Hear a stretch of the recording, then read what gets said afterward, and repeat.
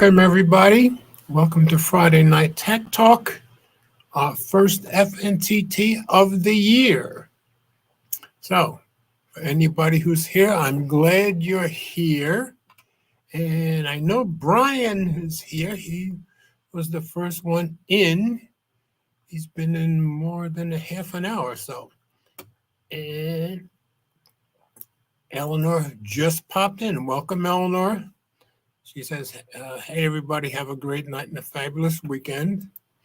So, two of my most faithful subscribers.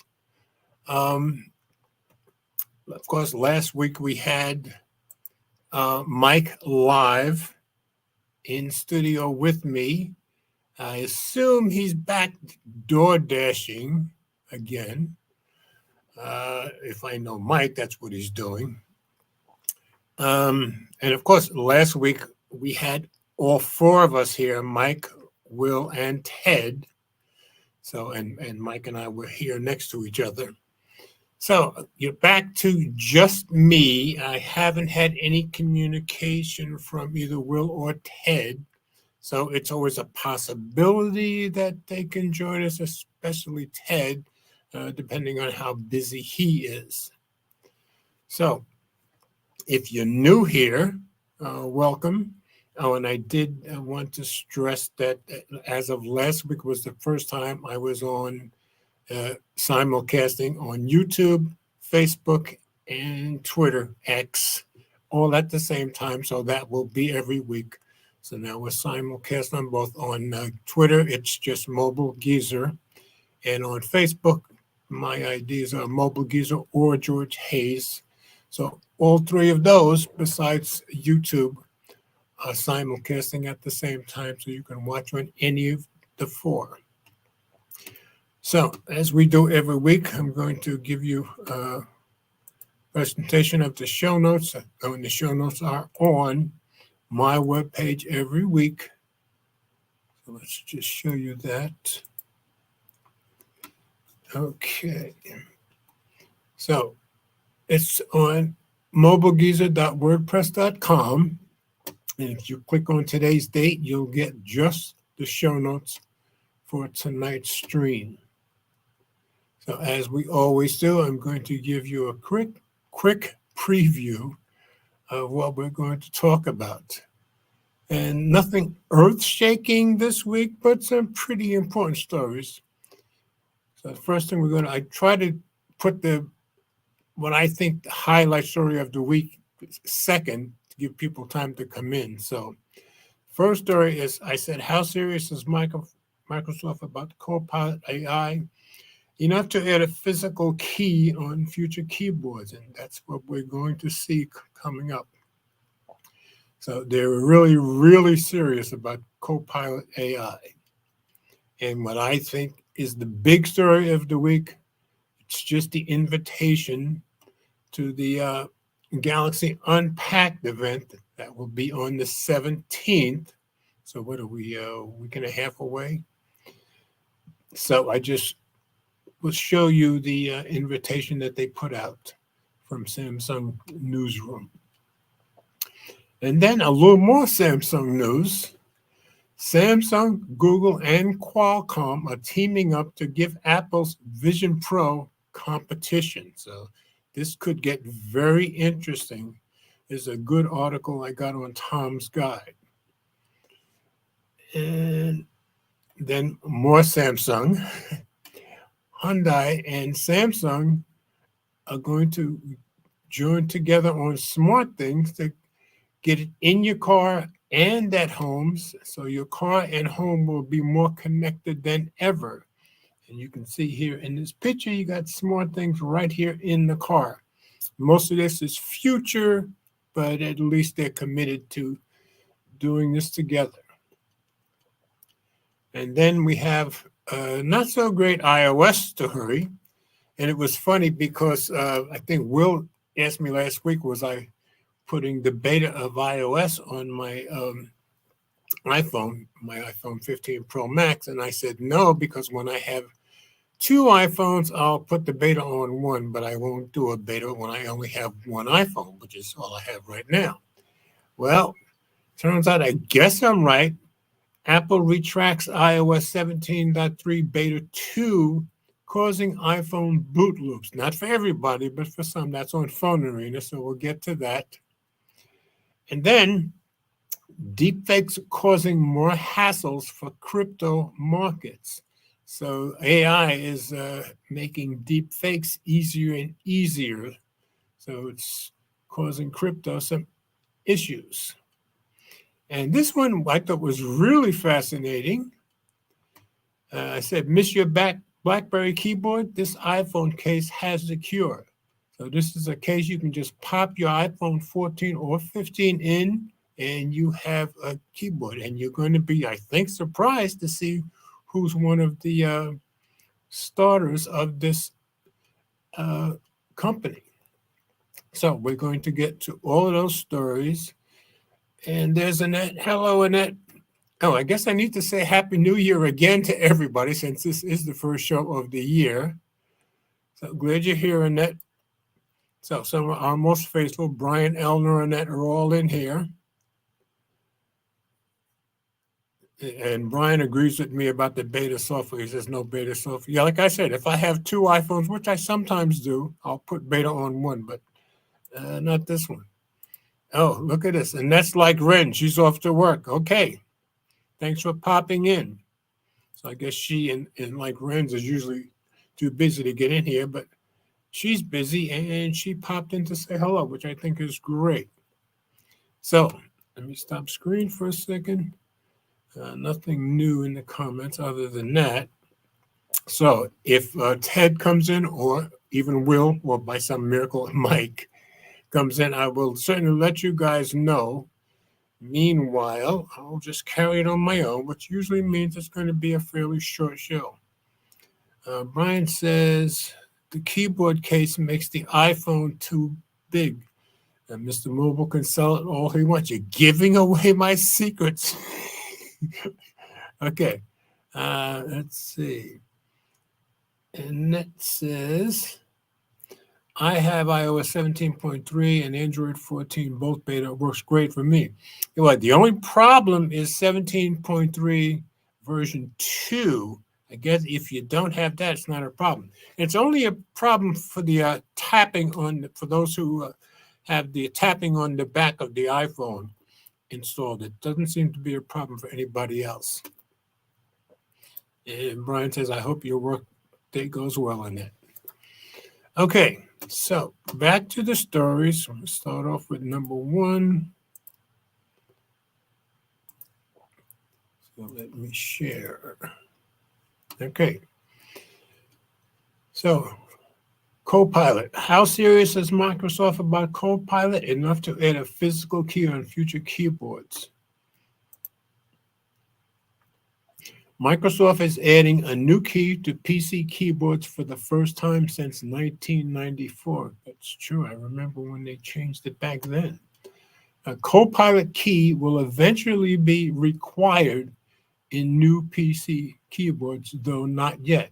Yeah, because back in 94, they added the Windows key. I remember when they added that. So this will be coming up on future keyboards. So this was just published yesterday, and it's by Andrew Cunningham on ArsTechnica. So I'm going to go into reader view and get rid of some of these ads. Copilot key will eventually be required in new PC keyboards, though not yet. And there's a rendering. That's what the key will look like, and it's right next to the Alt key, which is next to your Windows key on most keyboards. Microsoft pushed throughout 2023 to add generative AI capabilities to its software, even extending its new Copilot AI assistant to Windows 10 late last year. Now those efforts to transform PCs at a software level is extending to the hardware. Timeout. I think we've got Ted. All right. We had, look at it. As soon as I put him on, he makes it dark. Hey. He likes to mess with our heads, especially mine. What's up, dude? Yo. Glad you're here. So we had Brian and Eleanor here. Annette popped in just before she went to go to work, so I got to say hello to them. No, and that's working late. Okay. So I'm on the first story about the uh, Copilot key for the upcoming Windows keyboards. So I'm Did going you to get get. the app? Uh, I don't know that there's an app. There's an app. Okay, It's well, on my phone right now. oh, okay. I what did I do? I did a control. It tells you in here how to do a control something, and it does make it pop up. And I did it the other day, and it did work. But let me get through the article, and we'll talk about it. Uh, and of course, interrupt when you have something specific to say. Um, let's see.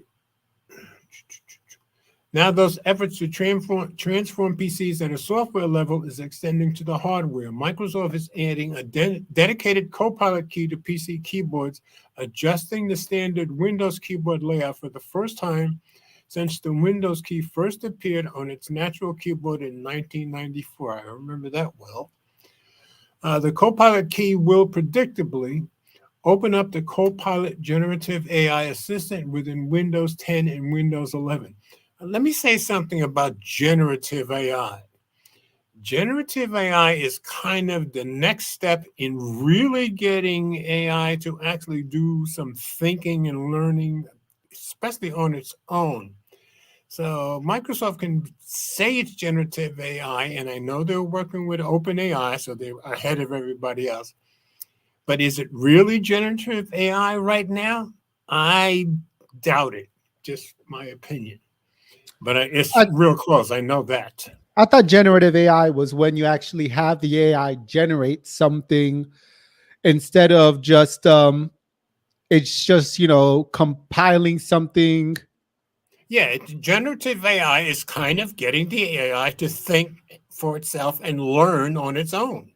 Like it was a difference. Like if you asked generative AI to make a picture that would look like Van Gogh, it would Exactly. actually create it out of scratch instead of just Exactly. taking other So, people's artwork of Van Gogh works and try to meld it into something else. right. And so it can do some of that right now. How much Copilot, I haven't hardly used it at all, can do. But yes, there are some AIs that can actually do that out of scratch right now. You tell it to go make a picture of Van Gogh, it'll go do it.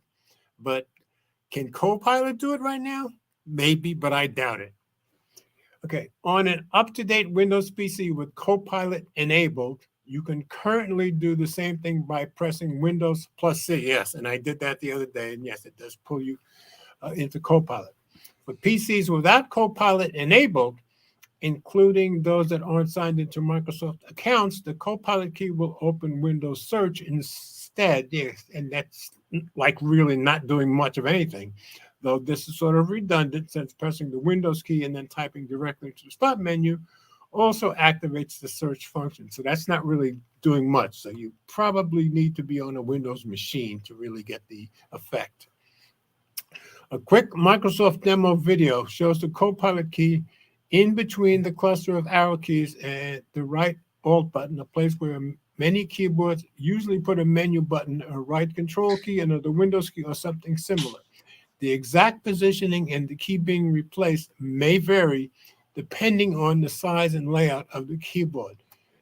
Let me drop this out of read view because I think yesterday when I put this up, you could actually click on the thing that would show you it in action. Of course, now it's not. Let's see. Does it come up? You're good, man. Yes. Yesterday I found I could click on it and give me a quick little video. It's not popping up right now. But in any case, it looks exactly like that. So let me go back into read view then. And I will continue. We asked Microsoft if a Copilot key would be required on OEM PCs going forward. The company told us the key isn't mandatory now, but that it expects Copilot keys to be required on Windows 11 keyboards over time. My guess is that's going to be sooner than later. Microsoft often imposes some additional hardware requirements on major PC makers that sell Windows on their devices beyond what is strictly necessary to run Windows itself. Now, of course, when Microsoft or any of these other companies start imposing on hardware makers, you can bet the European community will probably jump on them at some point. So we'll see what happens in the future. If nothing else, this new key is a sign of how much Microsoft wants people to use Copilot and its other generative AI products. Plenty of past company initiatives, Bing, Edge, Cortana, and the Microsoft Store, to name a few, never managed to become baked into the hardware like this. That's true. In the Windows 8 epoch, Microsoft required OEMs to build a Windows button into the display bezel of devices with touchscreens, but that requirement eventually disappeared. If Copilot fizzles or is de-emphasized the way Cortana was, and yet that was seriously de-emphasized, the Copilot key could become a way to quickly date a Windows PC from the mid-2020s, the way that changes to the Windows logo date keyboards from earlier eras. I don't think Copilot is going to go away, but just my opinion. We'll definitely see more AI features from Microsoft this year, too. Microsoft Chief Marketing Officer Youssef Medhi called 2024 the year of the AI PC in today's announcement. I think it's also the year of the AI phone. Chip makers like Intel, AMD, and Qualcomm are all building neural processing units into their latest silicon, and will likely see more updates for Windows apps and features that can take advantage of this new on-device processing capability. Rumors also indicate we could see a Windows 12 release as soon as this year. That would be pretty quick since Windows 11. While Windows 11 has mostly had AI features stacked on top of it, a new OS could launch with AI features more deeply integrated into the UI and apps, as well as additional hardware requirements for some features. Yeah, Microsoft wants us to use AI so badly, I could see where they might rush Windows 12 for that. Microsoft says the Copilot key will debut in some PCs that will be announced at the CES show this month, which should be going on this week. Surface devices with the revised keyboard layout are upcoming. So, like I said, that's what it will look like. The key should be right next to the old key. So, just interesting for what's coming up. Let me drop this on read view. You got very quiet on us. Usually you're making noise in the background. What are you eating? Are you muted? We can't hear you all of a sudden. No, you were straight muted. eating. You what? I'm not eating. Oh, usually you are. I'm surprised. What I am doing is drinking a can of Sprite. If you gotta make it right, make it Sprite. Today's sponsor on Friday Night Tech Talk. I have Sprite in this drink. I missed my mouth. No. Okay. So now, if you want to read the next one, which has to do with the Galaxy Unpacked, all it is a notification from their newsroom. You want me to just read it? It's very quick. Yeah, you go ahead and read it. I'm catching up on the Michael Fisher click drama. Okay. All right. All right. So this was on Samsung's newsroom, just sent out their invitations. So I don't even have to drop this into read of you or anything. Galaxy Unpacked 2024, opening a new era of mobile AI. It just came out 2 days ago. A revolutionary mobile experience is coming. Get ready to discover a new era full of possibilities with the latest Galaxy innovations designed to transform how you live, connect, and create. The new Galaxy S series will set a higher standard for the most intelligent mobile experience yet. Experience the epic in everyday life like never before. On January 17th, so we don't have to wait too much longer, Samsung Electronics will host Unpacked in San Jose. Join us as we unveil the latest premium Galaxy innovations, providing an all-new mobile experience powered by AI. The event will be streamed live, so I guess they're not inviting anybody in person, on Samsung.com, Samsung Newsroom, and Samsung's YouTube channel beginning at 10 a.m. Pacific Time, 1 p.m. Eastern Time, 6 p.m. Greenwich Mean Time, so that's Britain, and 7 p.m. Central European Time, so that's like the EU. Stay tuned at newssamsung.com global for all the upcoming teasers, trailers, and news about Galaxy Unpacked. So I'm just going to play this for you. You won't hear the music, but it just shows you what it's about.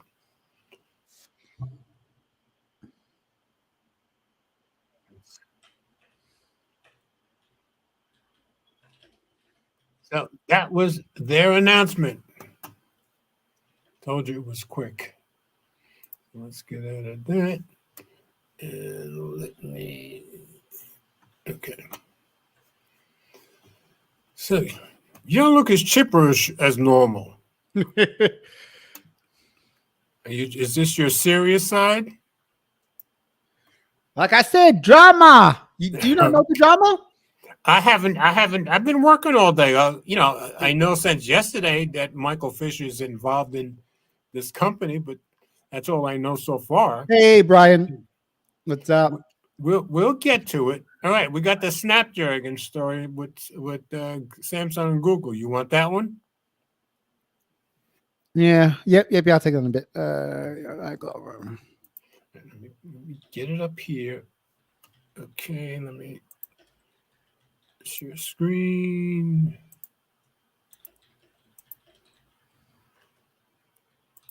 Okay. All right, it's whenever you're ready, sir. All right. It's on Tom's Guide. Can't see that. Where is it?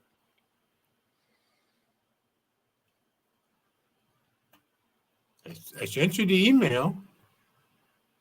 You do have it. I'm on the website. Yeah. Okay. All right. So Qualcomm's new Snapdragon chip. Hold on. Let me just put this in a review. Goodness gracious. Oh my gosh. The spatial computing wars are heating up as Qualcomm has just announced its new Snapdragon 10, or is that X? XR2 Plus. Gen 2 platform that will go head to head with the Apple Vision Pro and its M2 and R1 chips. Samsung and Google are officially partnering to provide leading XR experiences. What the heck is XR? It's a combination of VR and AR. Okay. I had to go look. I had to look it up last night. Okay. By leveraging the new XR2 Gen 2 tips, XR2 Plus Gen 2 tips. Yeah. The companies previously announced that they were teaming up on a mixed reality device in February last year. So what makes the Snapdragon XR2 Plus Gen 2 special? It's a test on how well you can enunciate. It packs serious capabilities, including support for up to 4.3, for support for up to 4.3K resolution in each eye, running up to 90 frames per second. You also get 15% increased GPU frequency and 20% increased CPU frequency compared to the XR2 Gen 2 chip that powers the Meta Quest 3 headset. So they're really intending to compete with Apple because they're making it better than the Meta Quest 3, I gather. The Snapdragon's new chip also supports up to 12 concurrent cameras, just like the Apple Vision Pro, for tracking the user and your surroundings. The aim is to provide experiences that merge the physical and digital worlds. Okay. Possible use cases, according to Qualcomm, include the ability to view room scale screen. You skipped the whole paragraph. You meant to? Oh, no, it's not on my thing. Let's see. Let me see. I recently traveled to Amsterdam, Nebraska with my iPhone 15. Amsterdam NE. I don't. Yeah, that's not. I don't think that's part of the story. Oh, okay. Okay. Sorry about that. My fault. All right. Go ahead. Samsung and Google aren't providing any further details at this time on what they are cooking with the XR2 Plus Gen 2, but they both issued statements voicing their support and excitement for the platform as point of a joint press release. Now they're working together, huh? Yeah, they're absolutely working together on this one. Samsung is thrilled to collaborate with Qualcomm Technologies and Google in revolutionizing the mobile industry once more, said Ikeng Song, Vice President, VP, and Head of Technology Strategy Team at the Samsung Electronics. With Samsung's mobile expertise and our joint commitment, we aim to create the best-in-class XR experience for Galaxy users. Oh, okay. Hope Google is trying to do the same for Pixel users. Shit. We look forward to continue our collaboration with Qualcomm Technologies and Samsung on the future of immersive and spatial XR. Shahram Izadi, VP of AR at Google. We're excited for the Android ecosystem to take advantage of the Snapdragon XR2 Plus Gen 2 capabilities and enable new experiences. That don't bode well. I prefer Samsung thing for Galaxy users. Throwing shade at Apple Vision Pro. While we wait for the hardware to materialize, Qualcomm is partnering with Gore-Tech and eye tracking firm Tobii on a new MR. What's MR? Mixed reality. And VR. What's the difference between XR and mixed MR? reality combines both, which VR is just virtual. Yeah, but what's the difference between MR and XR? Yeah, I'm not positive. I'm not sure about that. Oh, okay. Reference designed to help other companies bring spatial computing devices to market, powered by the Snapdragon XR2 Plus Gen 2 and the previous XR2 chip. So what about the Apple Vision Pro and how headsets powered by the Snapdragon XR2 Plus Gen 2 stack up? Saeed Bakadia, Senior Director of Product Management at Qualcomm, says that we should see devices that hit the market that are way below, okay, finally, thank God, $3,500, referencing the lofty Vision Pro's lofty price point. When asked about Apple's dual chip design and if partners will be able to pair multiple Qualcomm chips on their spatial computing headsets, Saeed said that he doesn't believe a dual architecture is necessary. We don't think it's the right thing to do. Only time will tell whose strategy will win over consumers, but we look forward to seeing the first XR2 Gen 2 headsets coming to market so we can put them onto the test. Well, the ones that people can afford is what's gonna, win over consumers. Yeah, and I'm sure they're taking that very much into account. But the fact that they're saying they don't see a need for a dual chip design, well, now we're going to find out, are they right? And that's probably why they can afford to price it less. So very interesting stuff. Anyway, it's nice to know that somebody is coming up with something to match it, and they are going to make it cheaper, because it is, Apple's Vision Pro is, to me, is very exciting. It's just I don't have $3,500 to give them, and I'm not about to give it to them. So nothing new in the comments. So we'll just continue on. So I just thought this week's stories were pretty good so far, anyway. What? Yeah. Another Samsung working with somebody else story. Hyundai plus Samsung plus SmartThings equal connected car / home. I found this on The Verge. Another interesting story about working with new technology. Samsung and Hyundai are teaming up to add smart things to cars. The two companies envision tying your smart home and your connected car closer together, which is probably where we're going to all end up anyway. And by Jay Peters, and it's just published yesterday, so let's go into read the review. Samsung is teaming up with Hyundai to add Samsung SmartThings home platform to Hyundai and Kia's connected car services, according to a blog post from Samsung and a press release from Hyundai. Hyundai is the parent company of Kia, I knew that.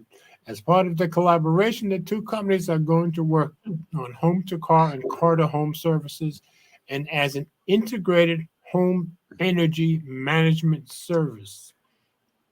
In practice, that means at home you'll be able to do things like use smart things to control your car's air conditioning. I'm trying to think, why would you want to control your car's air conditioning from in the house?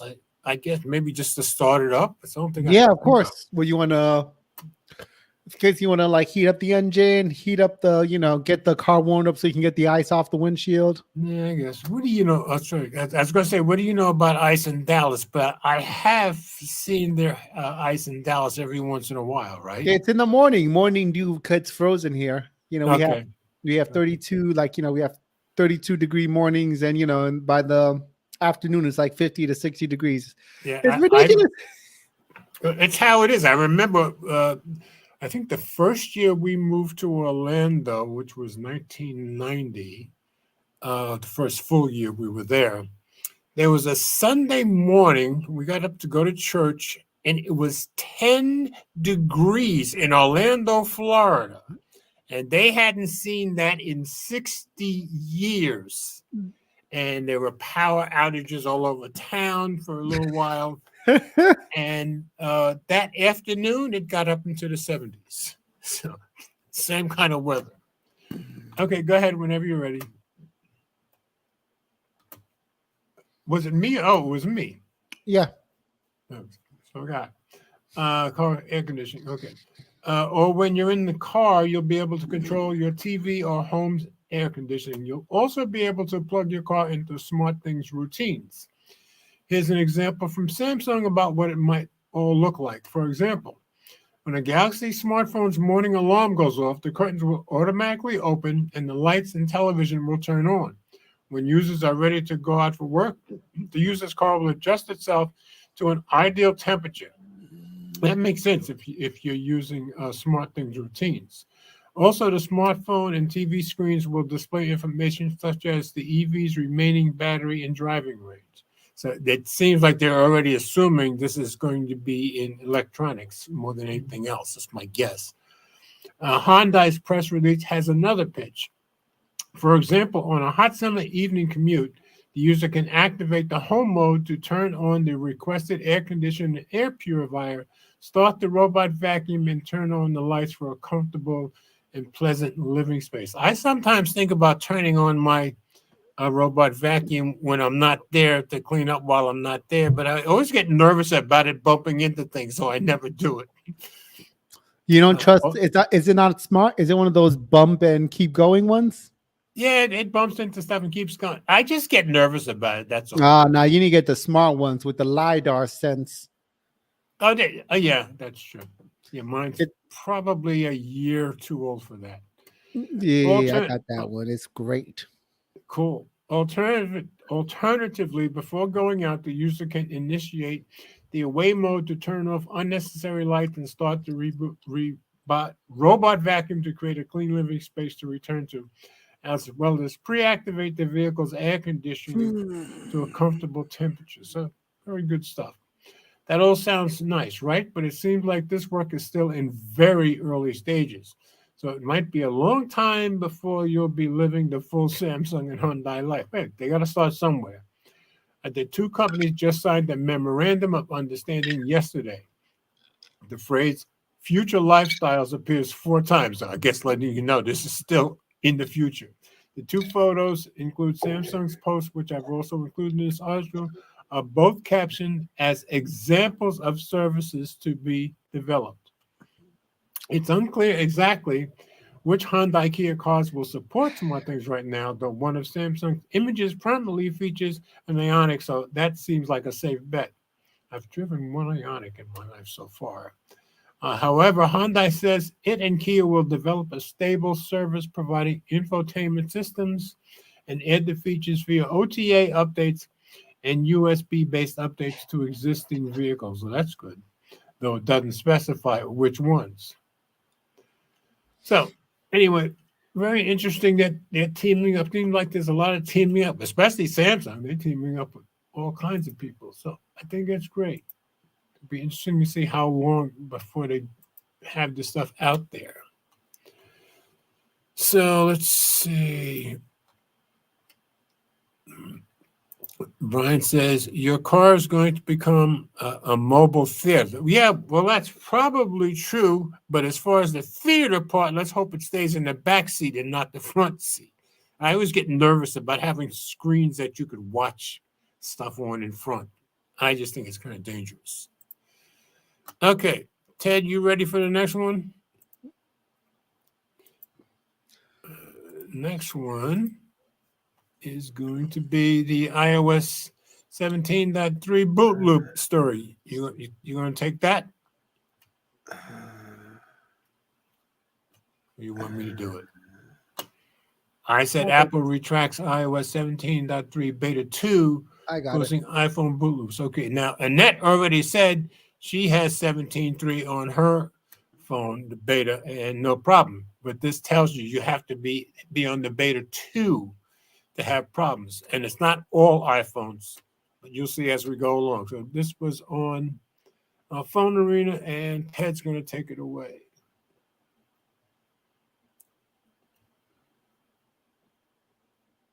All right, so Apple pulls the iOS 17.3 beta 2 after the update causes iPhones to get stuck in a boot loop, according to Alan Friedman.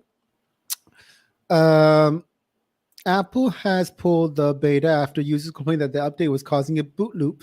According to a tweet from ISW Updates, the boot loop occurred on the iPhone 12, 13, 14, and 15 series models with the back tap feature enabled. Right. The feature allows iPhones to use that is. To enable or disable back tap or choose which customizable actions you want to go to settings, accessibility, touch, and scroll down and enable that there, because who doesn't know who. And scroll down a bit. No. Scroll down. No, let me scroll down. Those with an iPhone caught in a boot loop after trying to install iOS 17.3 beta 2 were able to fix the issue by rolling back to a previous version, such as iOS 17.3 beta 1, but you need to have a backup available to restore your data and apps. As we've noted many times, beta versions of the software are unstable and should not be installed on a daily driver because apps and features that you might need every day could be disabled for too long a period of time. In this case, the bug impacted the ability of users to even access their phone units after trying to install the new beta. Apple will no doubt release an update to get those iPhone units stuck in the boot loop extricated from this mess. So just thought it was interesting. Seems like Apple's having trouble even coming up with a fix, I guess, because I haven't seen any word or any fix for this yet. So even Apple's not perfect. It's a beta. So that's true. That is true. And this is why I don't put betas on when I only have one iPhone device. Okay. Nothing else new in the comments. Okay. So the next one is going to be on me. And I just happened to see this story. This is one of those stories that, I figure you're not going to see it everywhere. And I just thought it was kind of interesting, especially since everybody is pushing AI so hard. And that's what's making deepfakes easier to accomplish. Deepfakes causing more hassles for crypto markets. This is on The Verge. A fun new deepfake consequent. More convincing crypto scams. And the deepfakes are getting better. I'm going to leave it out of read review for a minute because some of this disappears, pardon me, when I put it in read review. And this was by Elizabeth Lopato. And this was 2 days ago. And you'll see why this guy is here. He's one of the people being deepfaked. The video is almost convincing. It features Solana co-founder Anatoly Yakovenko, that's him, announcing a historic day for Solana. He thanks the SOL community and offers a giveaway through a QR code and a website. Sure, he sounds a little robotic. His voice is monotone, unusual for him, and he hardly makes eye contact with the camera. But it's a video, and seeing is believing, right? Not really. It's a fake, of course, and it's been up on YouTube for a day. Not only that, at least one internet user says they saw it as an ad. It's not just YouTube either. The fake video is appearing in ads on the platform formerly known as Twitter, and which Elon Musk would prefer you call X. There has been a substantial increase in deepfakes and other AI generated content recently, says Austin Federa, head of strategy at the Solana Foundation. He notes that it's not just a crypto problem. No, it's not going to be. He told me that Solana takes these fakes seriously, reporting them as quickly as possible. But Solana isn't in charge of actually taking down the fakes. Yeah, that's the problem. They got to wait for a Google to do that. That's up to platforms like YouTube and X, and they're pokey about it. Solana reported the video to YouTube last night, so it was still up when they wrote this. After the publication of this article, YouTube terminated the account associated with the video. Good, step in the right direction. YouTube spokeswoman Nicole Bell confirmed the account had been removed. And somebody put on X, oh my God, what is going on? A tuna, I just got a deep fake. And that's him. Ad. So that's the ad they were talking about. Crypto industry participants have complained to me for years that big tech platforms don't act quickly enough to remove scams. But deepfakes getting better, the scams become more convincing and quick removal becomes increasingly important. I agree. This is a moderation problem, of course, but it's one with real consequences, particularly since the possibility of a Bitcoin ETF looms on the horizon. One of the perks of that kind of financialized product is that it's handled by finance professionals, making it seem relatively safe. Those participants, after all, are less likely to be taken in by this kind of fake video. Well, let's hope. So in any case, as these AIs get better at creating deepfakes, I suspect it's going to get more and more serious as time goes on. Just my opinion. And time is going fast. And this worked out just right because you get to do the story about the case. Yeah. I think this is very cool. I could see myself spending the money on this one. So I said, Miss your BlackBerry keyboard, this phone case has the cure. This was on CNET. And Mr. Mobile is one of the heads of the company. So Ted, take it away. The head of the company? I said he's one of the inventors of the company. Head of the company? Whenever you're ready. Hold on. Do you not find that a bit suspicious? What? When has the man ever used an iPhone? Who never used an iPhone? Mr. Fisher. When has he ever daily drived an iPhone? Oh, he's used iPhones before. I've seen him in his. I've seen him talking about them in his past videos. I think he's reviewed them. I don't think he used it much. I think he reviews them, but I don't think he's ever daily driven them.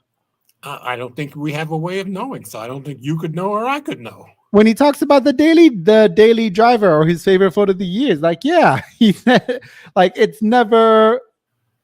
iPhones are never get mentioned. I don't think you can say never unless you're sure you've seen every single one of his videos. I think he says it on the Super Staff when he does he gets all those creators to like, hey, what was your phone of the year? Like, what's the phone you use most? And he was on there. He said, I don't find this in the least suspicious because what it tells me, he uses iPhones enough to have helped invent this. So obviously he knows what he's doing.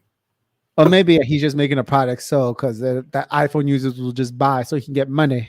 He wants money. Well, that's what business people are supposed to do. That's true. That's true. All right, hold on. Wait a minute.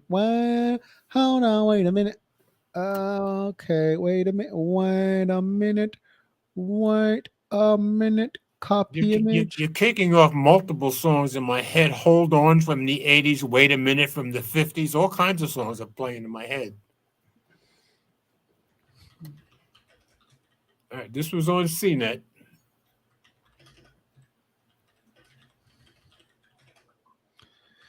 Sorry, guys. This is a developing story. Yeah, especially developing at Ted's house. Oh, it's a developing story. We have sources on the ground. I don't have social media, but it's happening on the web.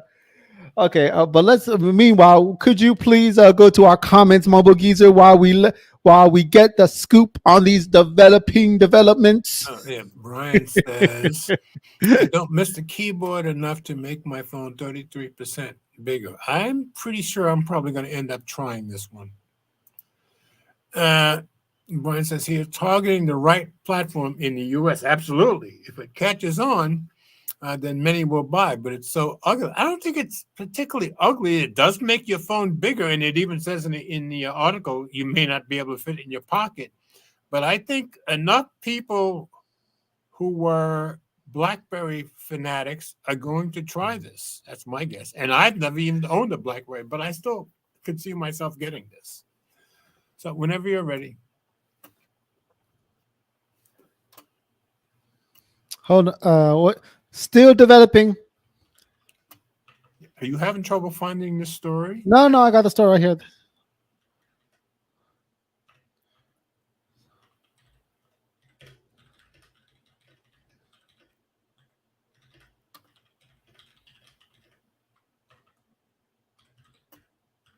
At least we know Ted's keyboard works well.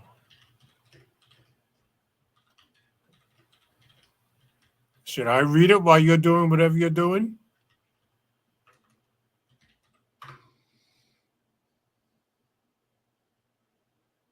Okay. All right. Thanks for your patience, guys. So let's read this article. Love your iPhone Pro, but miss your BlackBerry? Click has a solution. The Clicks for iPhone keyboard case has a hardware keyboard. Okay, so the product is called the Clicks, has a hardware keyboard and will make its debut at CES 2024. It's made by a couple of YouTubers and a new company. When the first iPhone launched in 2007, it was heralded a new age for all-screen smartphones with digital keyboards, but some folks continue to miss the full physical keyboards that made handsets from BlackBerry and others reign supreme. For those tactile texters, a new accessory is launching ahead at CES 2024 that brings those glory days back, and prominent phone industry YouTubers contributed to the design. New company Clicks Technology is debuting its eponymous,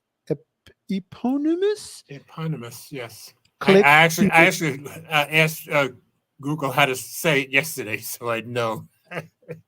How do you ask Google how to say something that you don't know how to say? I type out.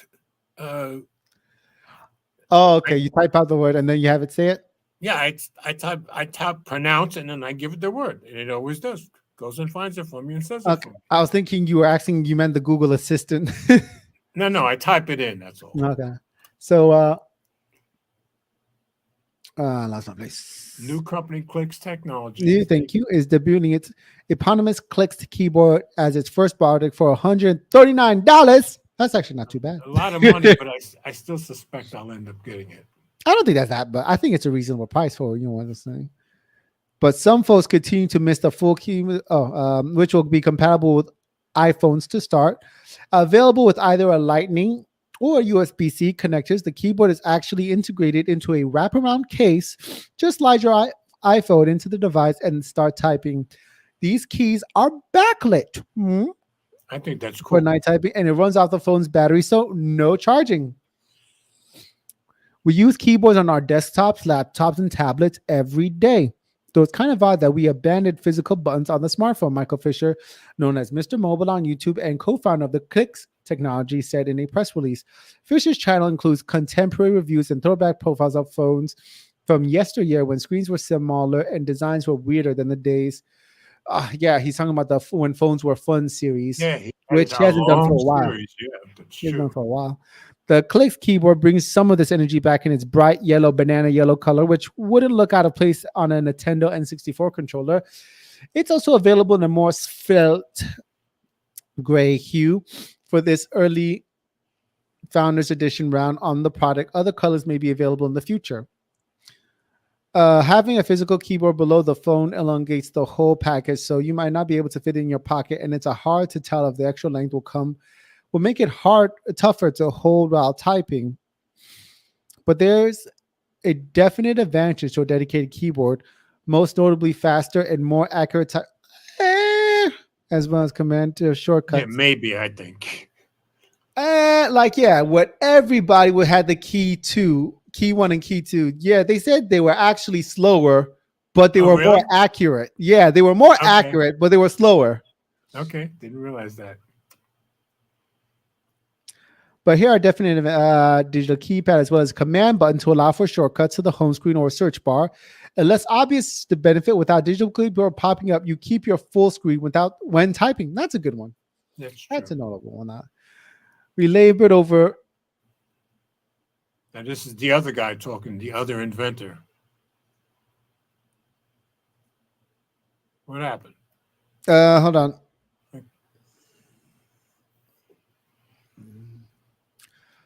The Click keyboard available. No. You skipped that paragraph again.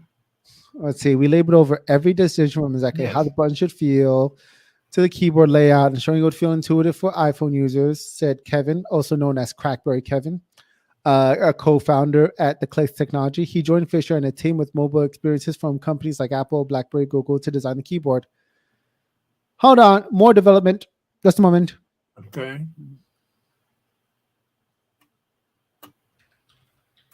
Because we can't see what you're doing, so you should tell us what you're doing.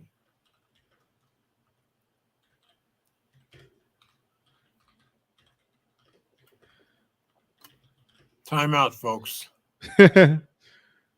Talk amongst yourselves, as Flossie would say.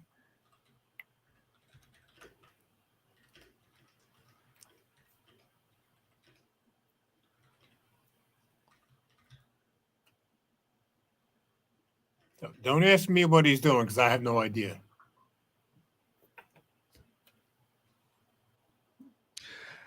Okay, let's see. The Clicks keyboard is available to order now and will begin shipping February 1st.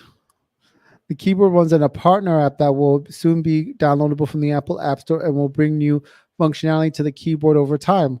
While smartphones have transitioned to full front screens and users have gotten the hang of digital keyboards, there still remains a contingent of phone fans wistful for their physical keyboards. A startup co-founded by Ryan Seacrest feuded with Apple in court over an iPhone keyboard back in 2014. This is the one of the interesting parts. They're talking about the typo over an iPhone keyboard back. But even today's fine digital keyboards lacking. Like this Redditor asking if there was a case for last year's iPhone 14 with a physical keyboard. Let me see. Oh, and for those who since Ted skipped it, it'll start shipping February 1st for iPhone 14. The iPhone 15, like me, sometime in spring. So my guess, March or April before I'll be able to even get it.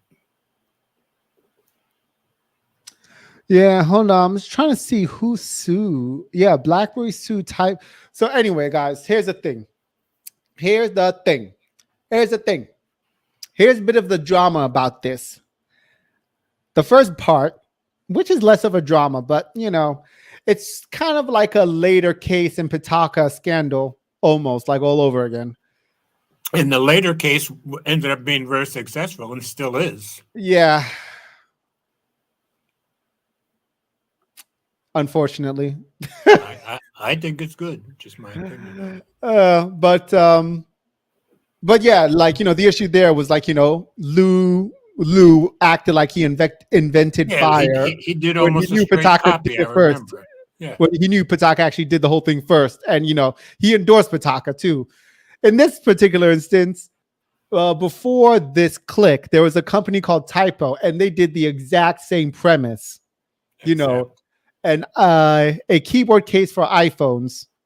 But your key word was there was a company. What happened to them? BlackBerry sued them. Sued them out of business. Yeah, they sued them for patent infringement. And so I'm not exactly sure how the heck Click would survive. Is like, skating by on this unless does maybe BlackBerry doesn't. I would suspect Fisher is smart enough and probably knows enough people at BlackBerry that he wouldn't have done this if he thought he was going to get sued. Is my guess. Or maybe I don't know, maybe the patent is maybe they own the patent now because Yeah, that could be. That because very well could be. BlackBerry did sell a bunch of the patents to I don't know who bought them up. Yeah, that very well could be. Yeah. But so yeah, that is something I would expect Michael to talk about. Like, damn, like the fact that this was done before. And actually, hold on, and I think someone mentioned that in You guys can see this video. You won't hear it, but I just want you while Ted's talking, let you see some of this. And in fact, him and the co-founder, Crackberry Kevin, he covered the typo case heavily too. So you can't help but think maybe did some influences go in there that affected the design of this click? Like, did some of the typo get into the click? It could be. Anyway, and then here's part 2, and this one might be a little bit more spicy. Apparently, there's a whole other device, similar concept. This time, though, this was in let me check. Okay, yeah, I know nothing about all of this. I'm just letting them look at the video while we're talking. Oh, where is it? Oh, there it is. When was this? I cannot see when the demo was produced, but apparently Michael did respond at least. Respond to what? So a guy accused Michael Fisher of ripping his design. This person created an open source design of a keyboard case for iPhones. Okay. Yeah, he contacted Mr. Fisher about, I think back in 2018, 2017. I'm not really too sure of the year. Okay. But he contacted him to let him know about this device, and he wanted it to bring it to Crackberry Kevin's attention. Okay. And so now I could see what Crackberry Kevin would be the big designer guy in this because he's always been the BlackBerry guy for years. So fair enough, he sees this, he's like, hey, you guys, like, you took my design, you didn't even give me credit. And Mr. Michael responded saying, there are similarities, but trust me, we were already designing the click device before you let me know about your device. So well, I would think you'd be able to prove that easily with patent information and dates, wouldn't you think? What patent? I mean, yeah, with Mr. Fisher's patents, if they were already designing it, they ought to have patent information that's dated before this guy's stuff. I mean, that's when you file the patent, yeah. But exactly. This guy's is open source, and he already gave out the email and he already published it out. Who knows? Yeah, I understand that, but what I'm saying is Fisher should be able to prove he was ahead of this guy with patent dates before he did. Yeah, true. Yeah, not just patent dates, but also like correspondence and other while they were talking about this, back and forth correspondence. Patent dates, and they're ahead of the other guy. He doesn't have to show anything else. He was first, in my opinion. But it's not like this guy has a patent. Like he made it open source. I understand he made it open source, but he's going to have dates. Michael Fisher's going to have dates. Somebody's going to be able to prove who was first. That's all I'm saying. So anyway. Well, yes. Anyway, I didn't know all that controversy was going on. Yeah, that's the mess. That's the mess that's around this product. But I'm more akin to give Michael Fisher, the benefit of the doubt. And so am I. And my guess is I'll still end up getting it. Assuming it does come out in the spring for my iPhone 15 Pro Max, I assume I'll get one. Yeah. Go back to that last page. Something about it. That picture looks off, though. Oh wait, go back. That article where they were showing it off, like it looks too good. This one, I think it looks great. It looked fine, and it looked fine like that in the video. You got to share your screen. Oh, sorry. Oh yeah, could you show the video? I think I missed out the video. Yeah, I'll go back to the video. I'll let them see it again. Okay, here's the video again. Now you won't hear it, but it looks great to me in the video. Could you enlarge? Okay, that's the video. That's the phone. So yeah. Yeah. So okay. All It right. looks It might. great to me, except to me, when in the gray color, it looks boring as all get out. For me, I like the yellow color. Yeah, I guess it's not as long as I thought it would be. Yeah. Yeah. See the gray color? I think that's boring. It's almost like it was. It's like shaped to be a Nokia, Yeah, the very much Nokia so. Yeah, I didn't 6610. think of that, but you're right. Yeah, you're right. All Yeah, I right. was a big Nokia fan back in the day. Yeah, the Nokia. Yeah. Okay, I can see it. He even has a command button. Yeah, and it just Wow. slides right in. That's cool. Yeah. Wow. I definitely want to try it. Yeah. You know. Which I'm iPhone do you interested. have? None. Oh, I thought you still had one. No, I traded in my 11 to get this 7. Oh, okay, okay, all right. So right now, I guess it's only for the 14 and 50. So obviously, I can't get mine until sometime in the spring. So we'll see. But yeah, I'm thinking you guys can look forward to me having one and showing one off by the spring at least. So Ooh, that hurts. Ooh. you're getting old, Ted. Trust me, I'm an expert.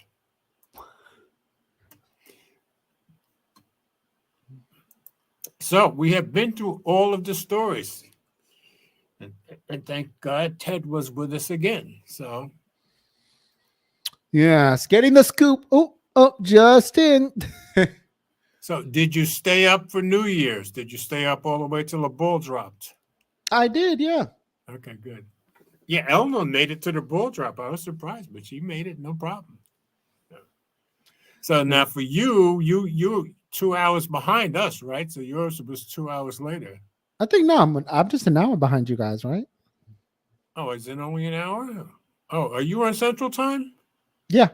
Oh, okay. So you're only an hour. Yeah, Central Time for us here in Chattanooga. I can drive 30 miles and I'm in Central Time. Yeah. Hold on. I think I can show you guys pictures.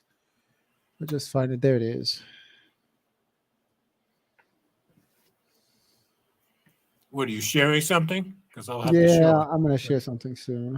All right, I will show it. Share screen. Share screen. Screen. Google Photos. Yeah, you that one. Yep. Allow it. Allow it. Okay, here it is. Okay. Yep, that's the pictures I got to take. We got the reunion. Oh no, there we go. There we go. Oh, Yeah, look at that vibrant. there you go. Boom. Bam. Ah. Well, you are a Oh. professional photographer, so we're not impressed. we uh, expect beautiful pictures from you. but anyway, here's the interesting thing, But that was nice. One sucky thing was that I didn't have much legroom, so I couldn't get further enough to get the whole text. But about this text that you see right here, right? That is the work done. No, go away. Stop it. There you go. See that? This, the 2020, and the phone, that is the work of 500 drones. Oh, that is the drone company. Okay, that's good. the drones. Yep. That's awesome. 500 drones. And I'm going to say they did good work. They're pretty good, interesting work. Seems like this company is awfully good at this stuff. But yeah, one thing I will say that was pretty amazing that I didn't capture it on the phone because I was just amazed. Okay. It was like the first image it made was like a drink spilling out of a Coke bottle. Really? It was, yeah. It did the spilling effect very good out of a Coke. It was. Now how far above you? How high is this up in the sky above you? Yeah, that gives you an idea right here. Yeah, that is cool. Yeah, it looks like it's you'd be like 4 or 5 stories up in a building when it starts. Yeah, because you know the Reunion Tower. I've heard of it, but I don't remember seeing it. I'm sure I probably passed it once or twice. But yeah, I think there's a video. Maybe I can show you a video. Video. Where's the video? There it is. Oh, Did I get it in time? Nah, I didn't get it in time.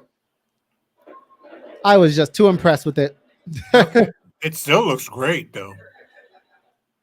I mean, doing all that with drones, that's very talented. Oh, Big House is in here. Happy New Year, Big House. No, I did get it. Hey, Big House. There you go. Happy New Year. Right. No, back up a bit. Oh, there's the Coke. Yeah, cool.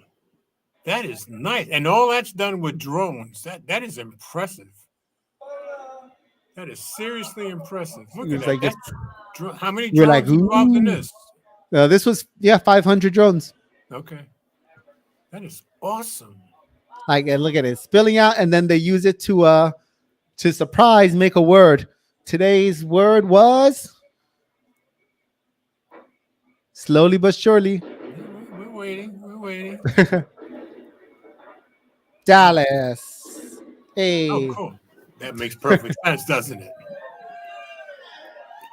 That is awesome. They have a whole lot to be proud of. But yeah, it was really good. Fireworks and a drone show, 2-in-1. Very good. Very good. I'm glad you showed us that. That is very, very impressive. I think it's by the same company that held that record, right? That we talked about. Yeah, that we had last week. Yeah. Okay. Cool. Sky Elements. Very impressed with them.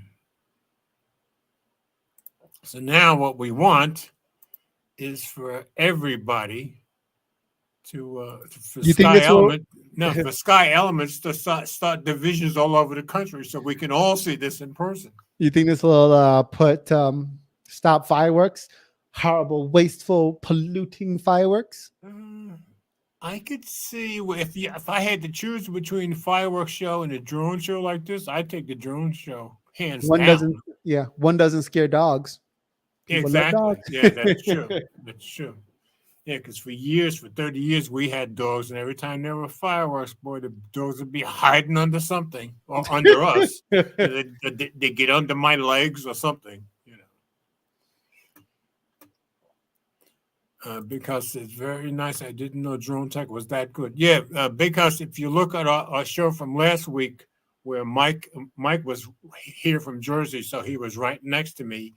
And I think my fourth story down showed that same company doing a drone show. What was it, 2,000 drones, Ted? It was 1,499.